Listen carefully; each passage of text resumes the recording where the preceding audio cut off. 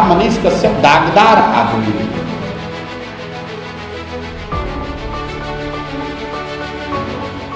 बिहार के चर्चित यूट्यूबर और राजनेता मनीष कश्यप की सियासी ठिकाना अब जनसुराज बन चुका है। हाल ही में उन्होंने कुछ दिन पहले प्रशांत किशोर की मौजूदगी में जनसुराज पार्टी को ज्वाइन किया था, लेकिन मनीष कश्यप के बीजेपी छोड़ने पर भी सवाल खड़े हुए थे और जनसुराज के ज्वाइन करने पर भी लोगों ने सवाल खड़े किए थे। ऐसे में प्रशांत किशोर ने अब बताया है कि मनीष कश्यप को उन्होंने जनसुराज में क्यों शामिल किया है और क्या कुछ कह रहे हैं प्रशांत किशोर इस पूरे मामले पर, सुनिए। आप ही की बात से शुरू करते हैं। कम से कम आपने ये तो कहा कि पहले हमारा रास्ता ठीक था, इतना तो मान रहे हैं। जो छोड़ कर गया ये भी इतना तो मान रहा है कि हमारा रास्ता ठीक है।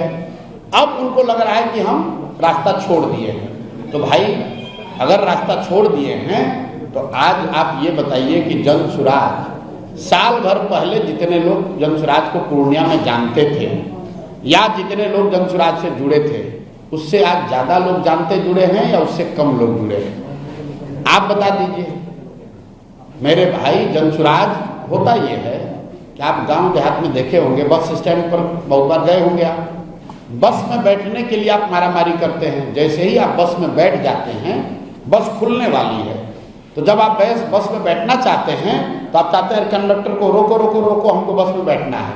जैसे ही बस में आप बैठ गए, अब आप सोचते हैं कि बस खुल जाए, अब दूसरा कोई ना बैठे इसमें, और कंडक्टर है वो रोके रहता है और आप और हम बस में बैठ के कहते हैं भाई कितना आदमी बैठा होगा, आगे बढ़ो, क्योंकि आपकी जगह मिल गई। आप चाहते हैं कि अब कोई दूसरा ना आए, मैं ही बस में आराम से 2 सीट लेकर हम ही बैठें। तो यही मानसिकता होती है आदमी की।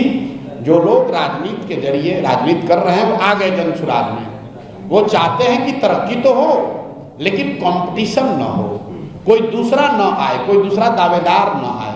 ये तो भाई संभव नहीं है। जिस दिन अब आ रहे मनीष कश्यप पे, आपने कहा मनीष कश्यप दागदार आदमी है। किस तरीके से दागदार है?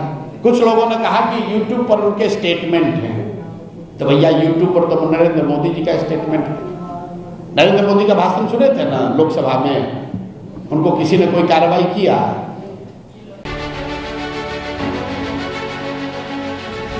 मनीष कश्यप दागदार आदमी है।